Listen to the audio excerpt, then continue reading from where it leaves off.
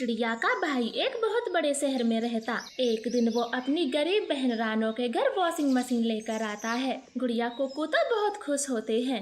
मम्मा, पहले मशीन में पानी भरते हैं और फिर वॉशिंग पाउडर डालते हैं। गुड़िया, अब मैं बताऊंगा। मम्मा, फिर स्विच को बोर्ड में लगाते हैं और फिर वॉशिंग पाउडर डालकर गोल गोल घुमाओ। कपड़े 10 मिनट में एकदम सफेद। अब तुम दोनों चुप कर जाओ, मैं सब जानती हूँ। फिर रानो चिड़िया मशीन में पानी और वॉशिंग पाउडर डालती और कुछ ही देर में सारे कपड़े धो देती। गुड़िया कुकू तो बहुत खुश होते हैं। मम्मा, अब आपको हाथ से कपड़े धोने नहीं पड़ेंगे। मैं तो कहती हूँ अब हम दूसरे जंगल के भी कपड़े धोना शुरू कर दें। हाँ गुड़िया बेटी, ये आपने ठीक कहा। मशीन से कपड़े धोना बहुत आसान है। रानो चिड़िया कपड़े धोने का काम करती थी, इसी से उसके घर का गुजारा होता। और अब तो रानो का काम बहुत आसान हो गया था, जिससे उनकी कमाई में फर्क पड़ने लगा था। मम्मा, जब से हमारी वॉशिंग मशीन आई है तब से दूर दूर के कपड़े आते हैं। देखो, कल की कमाई 1000 रुपए हुई। गुड़िया, तो क्या आप बार बार पैसे ही गिनती रहोगी? मम्मा ने कितने सारे कपड़े धो दिए। चलो इन्हें जल्दी जल्दी सुखाते हैं। हाँ गुड़िया, अब जल्दी से भाई की मदद करो, ऐसे बातें ना बनाओ। कालो, ये कपड़े चिड़िया के घर देकर आओ, पैसे 1 हफ्ते बाद मिलेंगे। और कहना कपड़े एकदम चमकने चाहिए, पिछली बार थोड़े मैले रह गए थे। गौरी, मैं खेतों पर जा रहा हूँ, आप ही चले जाना और जो बोलना है बोल देना। तुम्हें तो पता है मैं धूप में घर से बाहर नहीं जाती, तो बस जल्दी से ये कपड़े चिड़िया को दे आओ। गौरी, तुम 1 नंबर की कामचोर हो। लाओ, कपड़े मैं ही दे आता हूँ, और चाहे कुछ भी कर लो, रहोगी तो काली ही। अब चुपचाप यहाँ से निकलो, मेरा दिमाग ना खाओ। ऐसे कालू कौवा वो कपड़ों की गठरी लेकर चला जाता है और चिड़िया को दे देता है। गौरी अपने मुंह पर ढाटा मारती और पार्लर वाली लूसी कबूतरी के पास जाती। देखें लूसी, आपकी क्रीम से तो कोई फर्क नहीं हुआ। पूरे 2 दिन हो गए लगाते हुए, मैं पहले के जैसी काली ही हूँ। गौरी, क्रीमें इतनी जल्दी असर नहीं करती, कम से कम 10-15 दिन तो देखना पड़ेगा। लूसी, क्या कोई और बढ़िया क्रीम नहीं है जो जल्दी से गोरा कर दे? गौरी, है तो है, लेकिन वो महंगी है। आप खरीदोगी? मेरे बस इस काले रंग से छुटकारा मिले। बताओ कितने की है? 700 रुपए की है और 300 रुपए का फेस वॉश। गौरी वो दोनों क्रीमें लेकर घर आती है और जल्दी से लगा लेती है। वो हर दिन बस गोरा होने का सोचती, उसे अपना काला रंग बिल्कुल अच्छा नहीं लगता। ना जाने कब मैं दुनिया की सबसे गोरी कौवी बनूंगी, अभी तो बस नाम की गोरी हूँ। गौरी रात दिन बस इन्हीं ख्यालों में रहती। कालू कौवे का सेबों का बाग था, वो तो उसके साथ जरा भी काम नहीं करवाती। एक दिन कालू कौवा सेबों से भरी बैलगाड़ी लेकर बाजार जाने वाला था, तब गौरी कौवी उसे रोक लेती है। कालू, उस दिन चिड़िया को जो कपड़े देकर आए थे वो ले आओ। दिख नहीं रहा गौरी, मैं बाजार जा रहा हूँ। कालू, बस 2 मिनट लगेंगे, प्लीज ला दो, जाकर खुद से ले आओ। ऐसे कालू कौवा चला जाता है। गौरी के कुछ जरूरी कपड़े थे। ये कालू मेरी एक नहीं सुनता, अब मुझे ही जाना होगा। कितनी महंगी क्रीम लगाई थी, अब इसका भी असर नहीं होगा। ऐसे बड़बड़ाते हुए गौरी चिड़िया के पास जाती है तो रानो अपनी मशीन में कपड़े धो रही थी। गौरी उसे ध्यान से देखती है। रानो, ये तो कमाल हो गया, मशीन में एकदम काला कपड़ा डाला और देखो कैसे चमक के बाहर निकला। हाँ गौरी बहन, ये मशीन है, बहुत अच्छे से कपड़े साफ करती है, इसी से तो मेरा कारोबार बढ़ गया है। रानो, क्या ये सारे कपड़े ऐसे ही चमका देती है? हाँ गौरी बहन, बस कपड़े ही नहीं, ये जूते भी चमका देती है। आप अपने जूते भी मुझसे ही साफ करवा लेना, बस थोड़ा वॉशिंग पाउडर ज्यादा डालना पड़ता है। गौरी तो मन ही मन सोचने लगती है, ये मशीन फिर तो मुझे भी एकदम गोरा कर देगी, बस कैसे भी करके आज इसमें बैठना होगा। गौरी, क्या सोच रही हो? आपके कपड़े तैयार हैं। रानो, मैं कुछ देर यहीं रुकना चाहती हूँ, घर का ताला लगा है, कालू जी मंडी गए हैं। ठीक है तो गौरी, आप यहाँ बैठे, मैं तब तक कपड़े धो लेती हूँ। ऐसे रानो अपने कपड़े धोना शुरू करती। गौरी तो सोच में थी कि कैसे उसकी मशीन में जाकर बैठूं। उसी वक्त रानो किसी काम से दूर हटती है। तभी गौरी मशीन में पूरा डब्बा वॉशिंग पाउडर का डालती और जल्दी से मशीन के अंदर बैठ जाती। अरे, मैं तो मशीन चलाना भूल ही गई। फिर रानो जल्दी से बटन दबाती है, मशीन जोर जोर से घूमती है। अरे, ये गौरी बहन कहाँ गई? शायद चली गई होगी। कपड़े अब कालू भैया को ही लेकर जाने। रानो अपने सूखे कपड़े इकट्ठा करती है। इधर गौरी तो मशीन में घूम घूम कर पागल हो गई थी। वो आवाज देती है, कोई बचाओ प्लीज, मशीन बंद करो, मैं यहाँ हूँ, जल्दी से मुझे बाहर निकालो, मुझे बचाओ। अरे ये तो गौरी की आवाज है और मशीन से आ रही है। रानो भागकर मशीन बंद करती, जल्दी से गौरी को बाहर निकालती। गौरी का तो सच में भूत बन गया था। उसके पंख उखड़ गए थे। वो बहुत भद्दी लग रही थी। रानो तो मन ही मन खूब हंसती है। रानो जरा देखो, वे गौरी हो गई। गौरी बहन आप वहाँ शीशा देख लें। गौरी भागकर शीशे के सामने जाती तो उसकी जोर से चीख निकल जाती है। आसपास के पक्षी भी उसके पास आ जाते हैं और गौरी की हालत देखकर खूब हंसते। हाय राम, ये मुझे क्या हुआ? मेरी चोंच टेढ़ी हो गई और चिड़िया, मेरा पंख कहाँ है? गौरी शायद मशीन में होगा। अच्छा, तो गौरी मशीन के अंदर से निकली है। रानो सबको पूरी बात बताती। लेकिन गौरी आप मशीन में गई ही क्यों थी? मुझे गोरा होना था तो बस रानो की मशीन में जाकर बैठ गई, पर मुझे क्या पता था ये मरी मेरी इतनी खराब हालत कर देगी। अब मैं घर कैसे जाऊँ? कालू तो पहचानेगा नहीं। गौरी की इस बात पर सब पक्षी हंसने लगते हैं। कबूतर ताना मारता है। गौरी सुना था, कौवे को चाहे कितना भी वॉशिंग मशीन में डालो पर वो काला ही रहता है, लेकिन आज पहली बार देख भी लिया।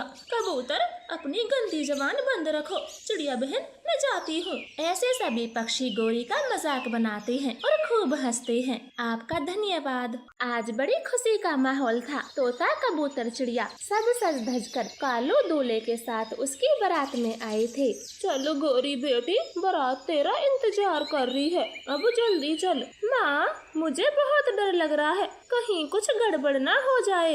ये डर तो मुझे भी है, लेकिन तेरी शादी, घर परिवार भी तो बसाना है। मैं हमेशा तेरे साथ नहीं रहूंगी। माँ ये मेरी तीसरी शादी है, अगर मुझसे कोई गलती हो जाए तो बात संभाल लेना, बिगड़ ना जाए। ठीक है गौरी बेटी, मेरी नजर तुम पर ही रहेगी और तू भी अच्छे से ध्यान रखना। अब जल्दी चल। फिर गौरी कभी मम्मा के साथ मंडप तक आती है। गौरी तो लाल जोड़े में बहुत सुंदर दिख रही थी। कालू कौवा तो उसे देखता ही रह जाता। कालू अब बस भी करो, कब से दुल्हन को ही घूरे जा रहे हो, सब तुम्हें देख रहे हैं। अरे कबूतर भाई, अब इसकी भी क्या गलती है? दुल्हन कौवी है ही बहुत सुंदर, इस कालू के तो भाग जाग गए। कालू बहुत खुश होता है। मम्मा कौवी धीरे से पंडित उल्लू के कान में फुसफुसाती है। पंडित जी आपको तो सब अच्छे से पता है, इसलिए जल्दी जल्दी से मंत्र पढ़ना और शादी जल्द ही समाप्त करना। फिर उल्लू पंडित जल्दी जल्दी से मंत्र पढ़ता है। थोड़ी ही देर में शादी हो जाती है। विदाई का समय था। डोली तैयार थी। माँ जी अब दुल्हन को डोली में बिठा दो, हमें अंधेरा होने से पहले पहले अपने जंगल पहुँचना है। आप जल्दी से दुल्हन को बुलाएं। विदाई का नाम सुनते ही गौरी कौवी अपनी मम्मा की तरफ देखती है और तभी मम्मा कौवी गौरी को घर में ले जाती है और एक छोटा सा संदूक देती है। माँ अब नहीं रहा जाता, जल्दी से मेरी जरूरी चीज दे दो। गौरी बेटी ये संदूक मैंने पौओं से भर दिया है और जब तेरा पति घर में ना हो तभी तू शराब पीना, इससे पहले हाथ भी ना लगाना। अपनी मम्मा की ये बात सुनकर गौरी तो झट से एक पौआ निकाल लेती है और उसे खड़े खड़े ही पूरा पी जाती है। ये शराब की हुड़क जाती ही नहीं, जब आती है तो रहा नहीं जाता। अब जाकर मन शांत हुआ। ठीक है अब जल्दी चल और अपना मुंह बाहर मत खोलना, एकदम चुप रहना। फिर दोनों माँ बेटी घर से बाहर आती है। गौरी शराब का संदूक अपने साथ लिए ही कार में बैठ जाती है। रास्ते में चिड़िया को शराब की बू आती है। कबूतर मिठू आप दोनों में से शराब किसने पी है? मुझे बू आ रही है, मैंने मना किया था ना, कोई शराब नहीं पिएगा। नहीं नहीं चिड़िया बहन, शराब पीना तो दूर, हमने तो देखी भी नहीं। हाँ चिड़िया, हम दोनों ने शराब देखी भी नहीं। लगता है तुम्हारी नाक खराब हो गई, जो ऐसा झूठा इल्जाम लगा रही हो। चिड़िया चुप हो जाती है और ऐसे ही वो सब अपने घर पहुंच जाते हैं। ये सही मौका है, कालू पति बाहर है, अभी एक पौआ पी लेती हूँ। गौरी संदूक से शराब की बोतल निकाल कर पीने लगती है और खाली करके उसे खिड़की से नीचे फेंक देती है। थोड़ी देर बाद कालू कौवा घर में आता है तो गौरी तो खर्राटे लेकर सो रही थी। मेरी सुंदर पत्नी सोते हुए भी कितनी सुंदर लग रही है, बेचारी बहुत थक गई होगी। ऐसे कालू कौवा भी सो जाता है। सुबह हो जाती है। गोरी कालू के लिए खाना बनाकर डब्बे में पैक कर देती है। कालू काम पर चला जाता है। तब गोरी कमरे में आकर अपनी संदूक खोलती है और झट से पौवा पीने लगती है। ये बुरी लत भी कैसी है, अगर एक दिन ना पीऊं तो दूसरे दिन ज्यादा पीनी पड़ती है। मेरा कालू पति कितना अच्छा है, अगर इसने मेरी लत के बारे में जान लिया तो ये भी मुझे बाकियों की तरह घर से निकाल देगा, फिर ना जाने मेरा क्या होगा। अब मैं क्या करूं? ऐसे गोरी कवि को हर समय इस बात का डर लगा रहता। ऐसे ही दिन बीत रहे थे। अब संदूक खाली हो गया था और गोरी को बहुत जोर से हुड़क लगी थी। माँ की दी हुई शराब तो खत्म होगी, थोड़ी देर में शाम भी हो जाएगी और कालू भी घर आ जाएंगे। मुझे कहीं ना कहीं से शराब का इंतजाम तो करना होगा। ऐसे गोरी कवि चारों तरफ देखती। उसे शराब की हुड़क भी बहुत तेज उठी थी, इसलिए खुद ही शराब के ठेके पर चली जाती है। भाई साहब, ये लो पैसे और जल्दी से एक पौवा दे दो। कबूतर, जरा देख तो, वो कालू की पत्नी गोरी है जो ठेके से शराब खरीद रही है। मिट्ठू, तुझे ज्यादा चढ़ गई है, भला गोरी यहाँ क्यों आएगी? अरे कबूतर, तू ध्यान से देख, वो गोरी ही है। कबूतर पीछे देखता है लेकिन उसे तो कोई नहीं दिखता। कोई भी तो नहीं है, लगता है तुझे ज्यादा चढ़ गई। चल, मैं तुझे घर पे छोड़ देता हूँ। फिर कबूतर वहाँ से मिट्ठू को लेके चला जाता है। बाल बाल बच गई, अगर इस समय छुपती नहीं तो दिन दहाड़े पकड़ी जाती। मेरी कितनी बदनामी होती, अगली बार से मुँह ढक कर आऊंगी। फिर गोरी भी वहाँ से चली जाती है। ऐसे ही दिन बीत रहे थे और चिड़िया एक दिन कौवों के घर आती है। दोपहर का समय था। गोरी कवि तो नशे में थी। चिड़िया, कालू शाम को घर आएंगे तो तुम भी तभी आना, अब जाओ। गोरी, घर में कालू के मामा जी आए हुए हैं, मुझे मामा जी से काम है। मामा जी नहीं तो घर में मैं अकेली हूँ और अब तुम जाओ, मुझे सोना है। गोरी कवि जैसे जैसे बोल रही थी, चिड़िया को शराब की बू आ रही थी। वो चुपचाप वहाँ से चली जाती है और कालू कौवे का इंतजार करती है। बोले रानो चिड़िया, मुझसे क्या बात करनी है? कालू भैया, मुझे आपको कुछ बताना है। मैं आज आपके घर गई थी, मैंने महसूस किया आपकी पत्नी शराब पीती है। रानो चिड़िया, जरा सोच समझ कर बोलो। मैं अपनी पत्नी के साथ 1 महीने से रह रहा हूँ, मुझे तो नहीं लगता कि वो शराब पीती है। पता नहीं तुम ऐसा झूठ क्यों बोल रही हो? कालू भैया, मैं सच बोल रही हूँ, अगर आपको यकीन नहीं आता तो कल मैं आपको दिखा दूंगी। कालू कौवा रानो की बात को मान लेता है। अगले दिन काम पर नहीं जाता। वो चिड़िया के साथ छुपकर खिड़की से देखता है तो गोरी उसकी आंखों के सामने गट गट शराब पिए जा रही थी। देखें कालू भैया, गोरी कैसे शराब पी रही है। अब आपको यकीन हुआ?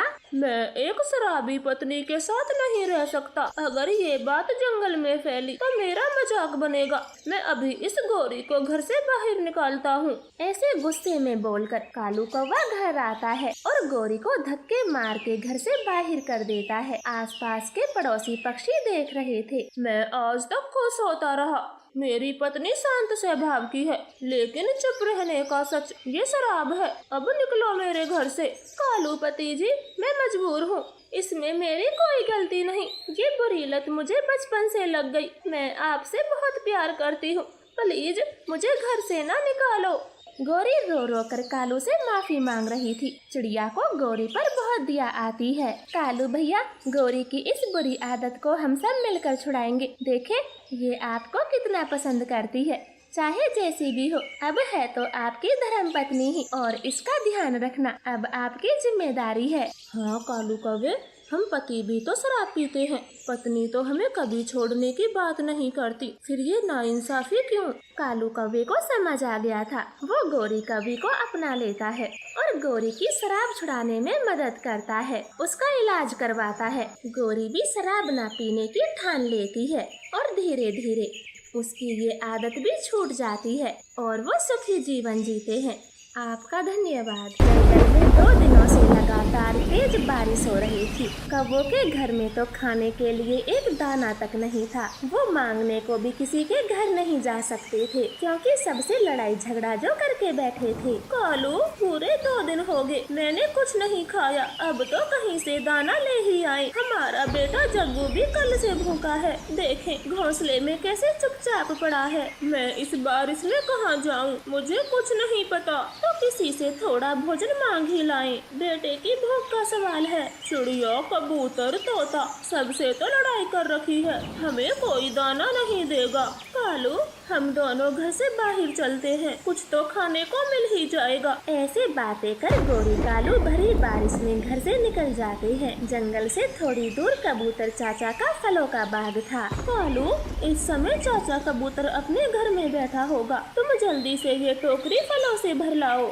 ठीक है, मैं जाता हूँ, लेकिन ध्यान से देखती रहना, कहीं वो कबूतर लाठी लेकर मेरी पिटाई न कर दे। हाँ हाँ, मुझे जैसे ही चाचा कबूतर दिखेगा मैं शोर मचा दूंगी और तुम भाग जाना। फिर कालू कौवा गोरी से टोकरी लेकर डरते हुए बाग में घुस जाता है। उसने एक आम को ही चोंच लगाई थी, फिर तभी पीछे से कबूतर चाचा उसे पकड़ लेता है। कालू, तू तो गया मेरे बाग में चोरी, सही किया मैंने जो आज बाग में छिप कर बैठ गया और चोर को पकड़ लिया, अब बच के कहाँ जाएगा। फिर कबूतर चाचा कालू को पेड़ से बांध लेता है और अपनी लाठी से खूब मार लगाता। ये देखकर गोरी कभी तो वहाँ से भाग जाती है और दूर बैठ जाती है। ये मरा कबूतर तो बाग में ही छिप के बैठा है, अब पता नहीं मेरे कालू की रस्सी कब खोलेगा। घर में जग्गू भूखा है, अब मैं क्या करूँ, कालू को बचाऊं या फिर जग्गू के लिए दाना ढूंढूं। गोरी कभी ऐसे खुद से बड़बड़ा रही थी। उसे काफी देर से एक चील बड़ी गौर से देख रही थी। वो उसके पास आती है। कभी, मैं काफी देर से तुम्हें देख रही हूँ, इस बारिश में तुम यहाँ क्यों बैठी हो और बड़ी परेशान हो। चील जी, उस मरे कबूतर ने मेरे पति कालू को पेड़ से बांध रखा है, उसकी पिटाई भी कर दी। घर में मेरा बच्चा भूख से तड़प रहा है, अब मैं अकेले क्या करूँ, कालू को छुड़ाऊं या फिर अपने बच्चे के लिए दाना ढूंढूं। हम दोनों की समस्या एक ही है, इस बारिश में भोजन ढूंढना। चलो मेरे साथ, मैं तुम्हारे पति को छुड़वाती हूँ। फिर गोरी कभी चील को कबूतर चाचा के बाग पर ले जाती है। चील एक बड़े पेड़ पर बैठ जाती है और सारे आम तोड़ तोड़ कर नीचे गिराने लगती, पत्ते जोर जोर से हिलाती। लगता है आम के पेड़ से कोई आम चुरा रहा है, लाठी कहाँ है मेरी, मैं अभी जाकर देखता हूँ। कबूतर चाचा लाठी पंख में लिए आम के पेड़ की तरफ चला जाता है। उसी समय गोरी कालू की रस्सी खोल देती है और दोनों वहाँ से भाग जाते हैं। चील भी कबूतर को आता देख वहाँ से भाग जाती है। कालू, ये वही चील है जिसने तुम्हें छुड़ाने में मेरी मदद की, वरना तुम रात भर वहीं पेड़ से बंधे रहते। चील दीदी, आपको हमसे कोई भी काम हो तो बेझिझक बोलना, तुमने आज इस कबूतर से मेरी जान छुड़वाई, आपका बहुत बहुत शुक्रिया। मैं भी तुम दोनों की तरह घर से बाहर भोजन ढूंढने निकली थी, मगर पूरा जंगल खाली पड़ा है, इस बारिश में कुछ नहीं मिलता। चील दी, आप ये आम खा ले जो कबूतर के बाग से लाई हो, फिर तुम्हें भूख नहीं लगेगी। कभी, ये आम तुम अपने घर ले जाओ और अपने बेटे को खिला देना, मैं आम नहीं खाती। फिर चील वो आम कौवों को दे जाती है और कालू गोरी आम लेकर खुशी खुशी अपने घर आ जाते हैं और मजे से खाते हैं।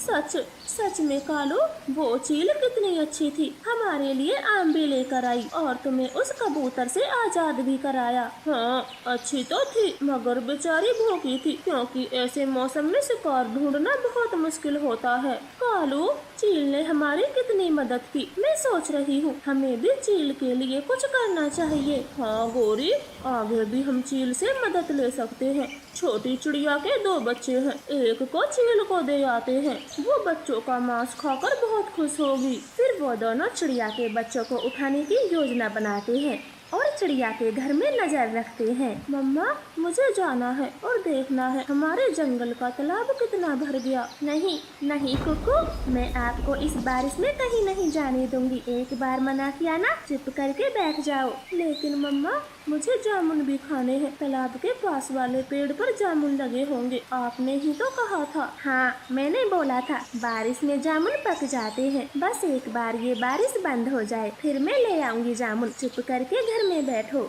गुड़िया दीदी, तुम भी तो कुछ बोलो। मैं कब से मम्मा को अकेला ही मना रहा हूँ। कुक्कू भाई, मम्मा ठीक बोल रही है। बाहर बारिश हो रही है और आपको जामुन खाने की पड़ी है। कुक्कू चुप हो जाता है और सोने का नाटक करता है। मम्मा चिड़िया भी अपनी आंखें बंद करके लेट जाती है।